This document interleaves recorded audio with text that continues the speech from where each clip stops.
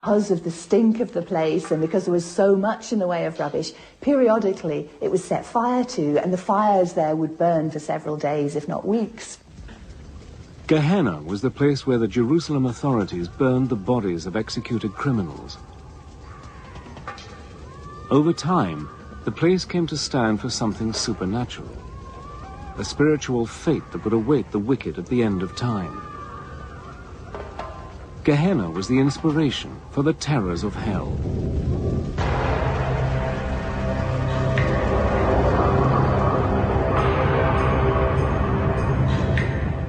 By the time the Christian Gospels are written, towards the end of the 1st century AD, Satan has grown into a powerful figure. By now, Jewish lands are ruled by the mighty Roman Empire. It was a time when the Romans were hated bitterly. To many Jews and Christians persecuted by Rome, Satan is the evil force behind Caesar's throne. In the New Testament book of Revelation, the writer gives Satan one of his most mysterious names, the Beast, 666. The Beast could refer to the Roman Emperor himself. The author of Revelation says that the beast has a human number and it's 666. Now this has traditionally been seen as a reference to the Emperor Nero, and that's because if you take Nero Caesar in Aramaic and count up the numerical values of those letters, it comes to 666.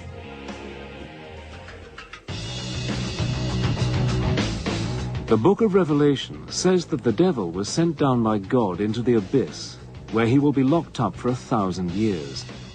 When he gets out, the end of the world will come. An apocalyptic battle will take place as good and evil fight it out to the end. Satan will be let loose and will put up a final attempt to rule the world. This is kind of the dragon of chaos back again. This is evil opposed to God. So it's drawing on very, very ancient cosmological speculation, not so much from Judaism itself, but from the surrounding areas, particularly the Persians. So what does the devil look like at the dawn of the Christian era? Often he's got black skin and hair, like Hades, ruler of the underworld. His wings echo the story that he was once an angel, although they look more like the wings of a dragon. For thousands of years, the dragon was the symbol of an evil force. And it's from the dragon that Satan inherits his taloned feet.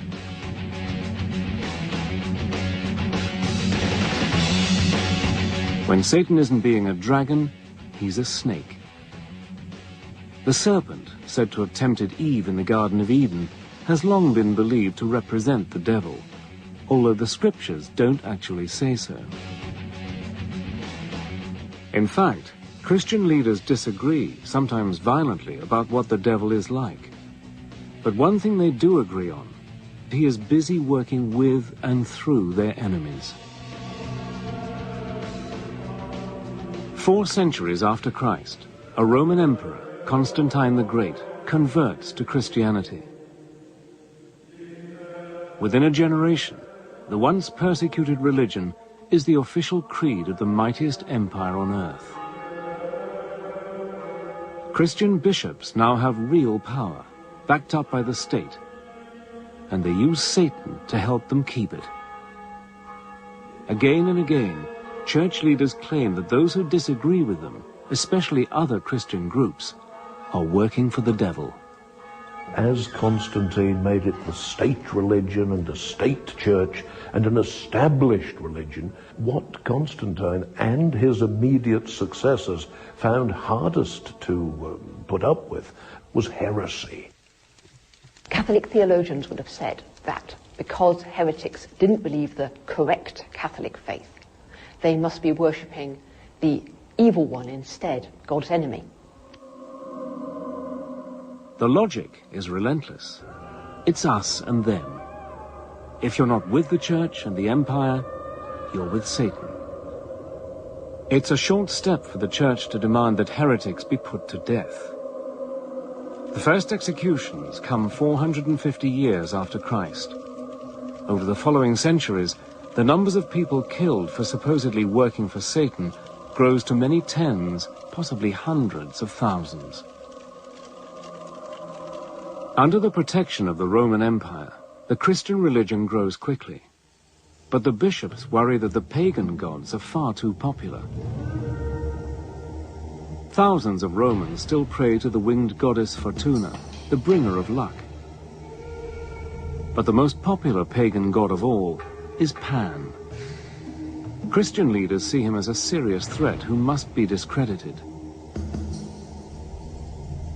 Let's think of the case of Pan and in Arcadia, and he becomes a sort of demon, whereas he was actually a very benign god of music and happiness and lovemaking and altogether to be admired, but becomes a goat-legged demon, a satire, in the later Christianized versions of it.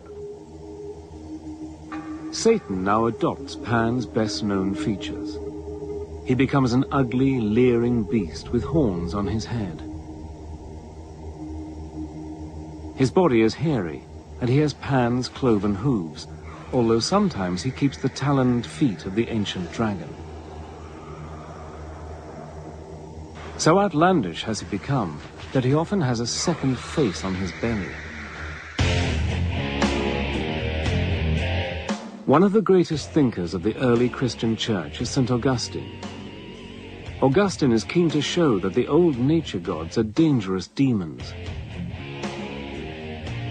According to Augustine, male demons called incubi appear to women at night and seduce them. Even more disturbing for Augustine, saintly men could be visited in their beds by female demons called succubi and forced to do sinful things against their will.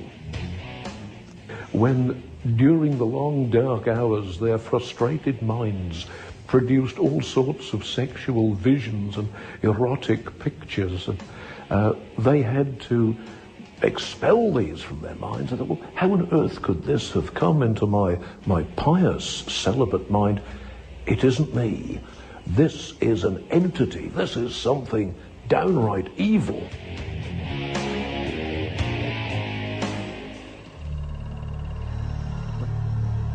By the Middle Ages, after 1,000 years of Christian teaching, the Church has persuaded its followers that the devil and his demons are real, and that Satan is a powerful enemy. The problem is that some Christians take the idea a lot further than the bishops want. Some branches of Christianity did see the world itself as created not so much by Satan, but by a lesser evil god. And so for them, of course, everything to do with the world, with matter, with human flesh, was seen in negative terms. We do find the emergence of something called Gnosticism. Gnostic Christians carried with them this very clear notion of a good God and a bad God. There's the good God who created everything spiritual, and there's the evil God who created everything physical, which means that everything that you can see or touch or sense with any of the five senses is actually coming from the evil God. One group which is taking enthusiastically to the Gnostic idea of good and evil is the Cathars of southern France. To the Cathars, all material possessions are evil and belong to the devil. For a church now wealthy and powerful, this is an uncomfortable, even dangerous teaching. The common people loved and admired them, called them les bonhommes, because they were healers. When the Cathars went around doing good, as they most certainly did, feeding the poor and healing the sick, so they were teaching people to avoid marriage, to avoid procreation, because all you will do, if you have a family, is to bring that new child into this decadent, evil, physical world where we should all be concentrating on spirituality. If you were a Catharist, then you were actually in league with Satan. To question the church was to question God. Pope Innocent III announced a crusade against the Cathars. He tried to convert them back